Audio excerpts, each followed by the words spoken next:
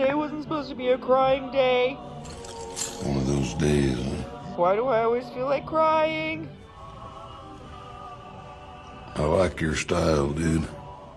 Why do I always feel like crying? Sometimes you eat the bar, and Don't sometimes the bar, Don't well, you dare. he eats you. No! Come on. Okay, dude. Have it your way. Take her easy, dude. What's up, guys? Your boy, Benny. You know that part of the superhero movie where the superhero's on the ropes, right? They've been virtually defeated and the evil villain is standing there monologuing, explaining their evil plans, and giving up the whole plot of the movie, right? Do you know that kind of stuff happens in real life? It's just a slightly different type of villain. Ladies and gentlemen, these kind of bad people expose themselves when they're pushed. And that's what's quite interesting. If given the opportunity to just like explain themselves, typically evil villains just can't help themselves. And Dylan Mulvaney is just no different. When a random user said your 15 minutes of fame is almost over, Dylan Mulvaney did 15 minutes this. almost over. Says user 9704035144775.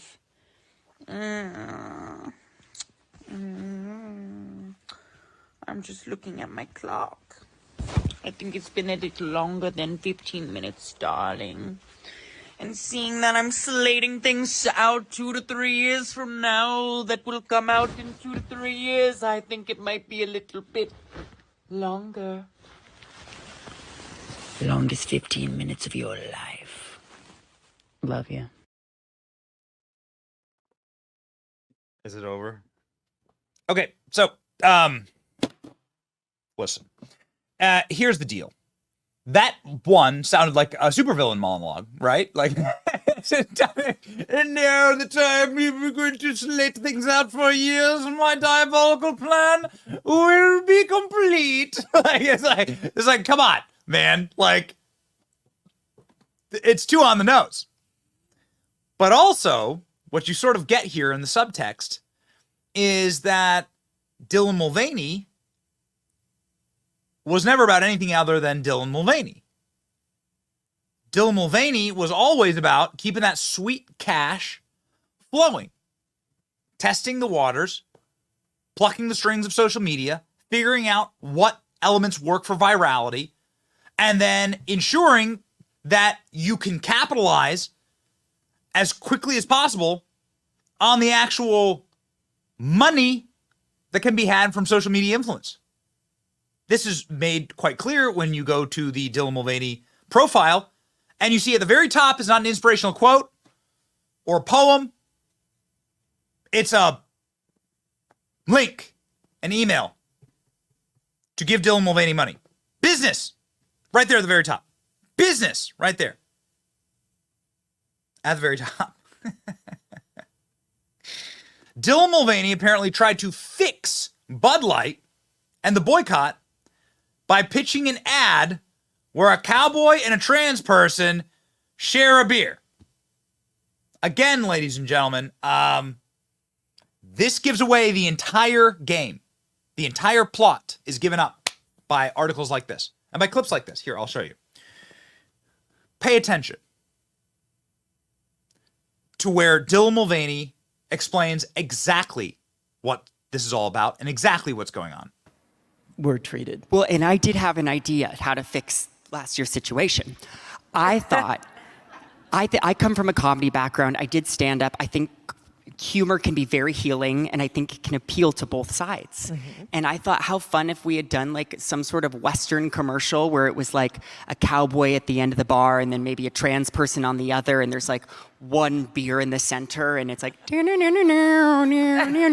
just because we could have a laugh and to show that, like, as much as, you know, these are all very real world things, there's also some sort of compassion in the fact that we all like beer, or we all like this skincare brand or this makeup company, and it doesn't have to be separate. And unfortunately, they didn't reach out, so we couldn't talk about some of those things. But I do really hope to I want to start by saying this. This is the first time you've heard me compliment Bud Light on this channel in the better part of years. I don't think I ever complimented Bud Light even before, actually, the boycott, but nonetheless. Bud Light did not reach out to Dylan Mulvaney to do that ad. And so to that, we say cheers. Because actually, some woke executives might have. Actually. Like, it can always get worse, we often say on this program. And it could have gotten worse. So, at the very least, Bud Light didn't actually reach out to make that ad. I think that the pain was enough. Bud Light sales down still 30% a year after Dylan Mulvaney disaster. Drinkers lost forever, says expert. So I think that was enough for Bud Light.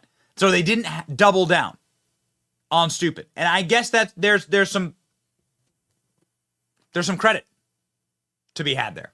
Goodness going forward in this. And I think Pride last year was so bleak because I talked to a lot of other trans and queer content creators who had their jobs pulled from them. It was sort of this trickle-down effect. And so much of what we'd heard in the past years was exactly what Aaron was saying, like, we want to see it 365 days a year, but they even took away Pride Month from a lot of us creators. And that was when we were actually making money, and a lot of people were paying their bills for many months afterwards, and then they didn't have that. So wait a second. So did I just hear Dylan Mulvaney say exactly what we've been saying on this program for years? Which is that this is about money? That this is about the money? That they, like, took away money from us, and that's why we're upset? Is that what I'm hearing here? That's exactly what I'm hearing. Oh, it's wonderful. Oh, it's a banner day here at the Benny Show. We've been proven right once again. We've been telling you that this is what this is all about. And lo and behold, ladies and gentlemen, Dylan Mulvaney just walks right on stage and admits it. We're really upset because now we get less money. Jobs pulled from them. It was sort of this trickle-down effect. And so much of what we'd heard in the past years was exactly what Aaron was saying, like, we want to see it 365 days a year, but they even took away Pride Month from a lot of us creators. And that was when we were actually making money, and a lot of people were paying their bills for many months afterwards, and then they didn't have that. So wait, I thought Pride Month was about the celebration of LGBTQ plus alphabet, all of it. Isn't that the point? The point is, like, to be seen or representation or something? Like, the point of it's money? Is that what you're saying? So that's what you're saying here? Nobody took away Pride Month. Like, I'm well aware that Pride Month actually happened last year and for the last, like, 20 years. Nobody took away the actual month. What people took away was your bottom line, the money. So Dylan Mulvaney is furious that there isn't more money flowing in, and that the horrific economic disaster that was the Bud Light ad resulted in less money. Because Pride Month happened. I was under the impression that Pride Month was about, like, being seen and representation. But apparently not. Apparently it's about the money. Isn't that wild? What a thing to just admit live on stage. at least give us that, at the very minimum. And I also think let us, as the community, appoint you an ally and not just a company calling yourself an ally. I think that's something to be earned. And also, this goes beyond just, this relationship between the creator and the brand, but I'm now interested to know what kind of benefits you have for your trans employees. Is there gender affirming care being offered? There's so many other employees to think about. And when I go to partner with the brand, I want to think of myself as an employee, and I want to be seen the same way. This needs to be a bigger relationship. Yeah. So what an insane, bat crazy thing to say. If you want to work for a company, then go work for a company. Go sign up, apply for a job, fill out your W-2, and go work a 9 to 5 like the rest of us. To say that you're now an employee of Bud Light because you're paid in a partnership with thousands of other people. I mean, we checked. The Bud Light partnership program had like 2,700 people in it. To say that because you are one of that massive pool of influencers, that you're now an employee of Bud Light and that you should have oversight into whether Bud Light is considered an ally or not, and what Bud Light's like practices are, and what benefits they provide to their employees. What an absolute fascistic thing to say. I mean, this is like crypto Marxist fascism. That's what this is. This is neo-fascism. Like me, a person who doesn't work at your company, is now able to have full control of your company and the benefits you offer to your employees. And whether you are allowed to call yourself an ally. I mean, truly. It's like the evil villain monologuing in the movies. They just can't stop talking, and they tell you all of the diabolical plans. It's great. Wow. Instead of listening to Dylan Mulvaney, Bud Light went on to make a very, very different style ad. Instead of a cowboy and a transgender person in a bar fighting over a beer, and that beer would have been Bud Light. And that, I mean, if you want to talk about throwing gasoline on the fire, let me tell you, make that ad. Instead, Bud Light put Dana White in an ad, and Post Malone and a bunch of other people I think that rate very, very highly as celebrities, and came up with this.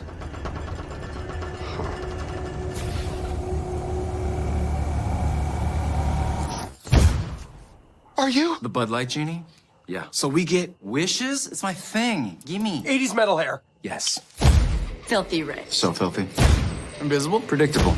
Giant bicep. Big one. A sweet ride. What's next? Bud Lights? I wish Peyton Manning was my best friend. Oh. How we doing? Hey. Oh, Post Malone. Hey. I'm a genie. Gemini. I'm a genie. Well, look at you. Nope. I wish I was at that fight. He's gonna need another bicep. House party. Definitely.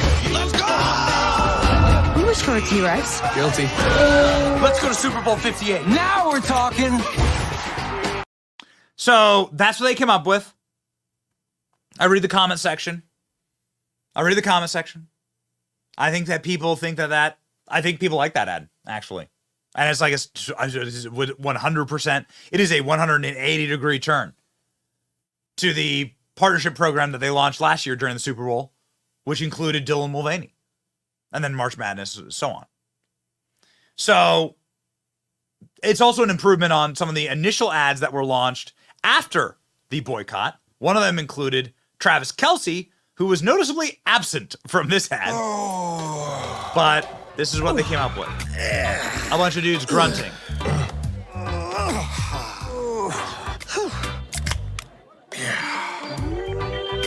Okay, so apparently Bud Light drinkers are super out of shape. Guys who grunt everywhere they go. Got it. The first salvo at an ad, instead of the cowboy versus a transgender person in a bar fighting over a Bud Light, again, I almost kind of wish they would have made that one. Would have made for a lot of content. This is actually the initial Bud Light ad that they dropped. The first ad after the boycott, which, gotta be honest, I've ripped this ad up and down. Not great.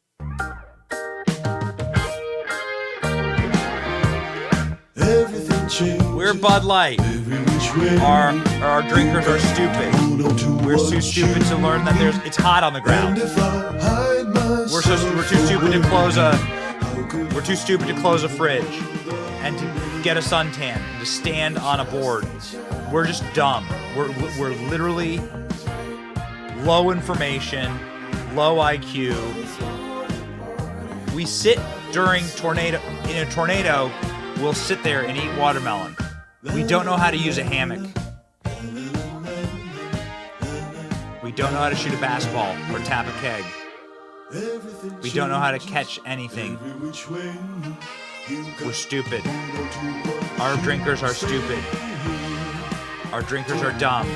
The people who drink us are literal jackass idiots. This is the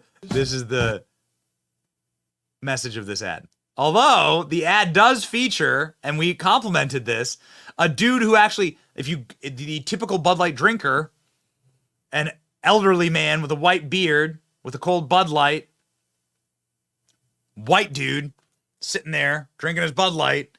Like, we did compliment Bud Light for at least casting relatively correctly here. We have a rule, and the rule is don't get political. If you don't have to be political, you don't have to get political, right? Like, there's no point in throwing away your brand for some like stupid message of the moment. The message always going to change.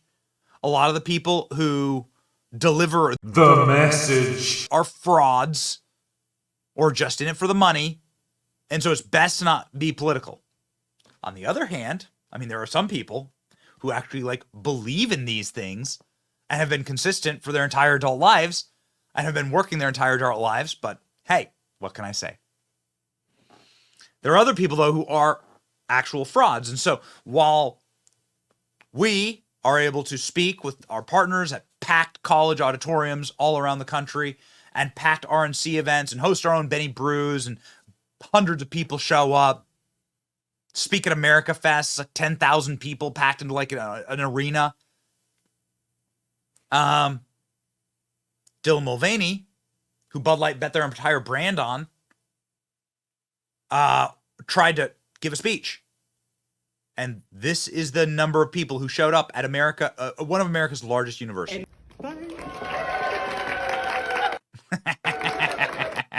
Look at the number of people who showed up.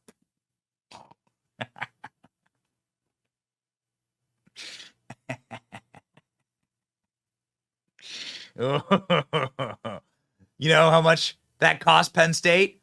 $40,000 for that. $40,000 for that speech. So, good word of advice. Word to the wise out there. Don't bet your entire brand on the next big thing in politics or the next big fad in culture. It's best for you to just put your head down and provide a consumer product to your customers and then to viciously, thoroughly defend your paying customers because they're the only ones who keep you in business. That's it. To just balls the wall, like absolutely, hands down, defend your paying customers. That's it. Build your audience and don't betray them. Don't know why that's so hard. But ladies and gentlemen, you know what? Some people got to learn. You're going to learn today. At the very least, they didn't make that Dylan Mulvaney ad. Or maybe they should have. It would have made for great content. And you know where to find that great content. It's your boy Benny. Like, share, and subscribe. Stay based. See ya.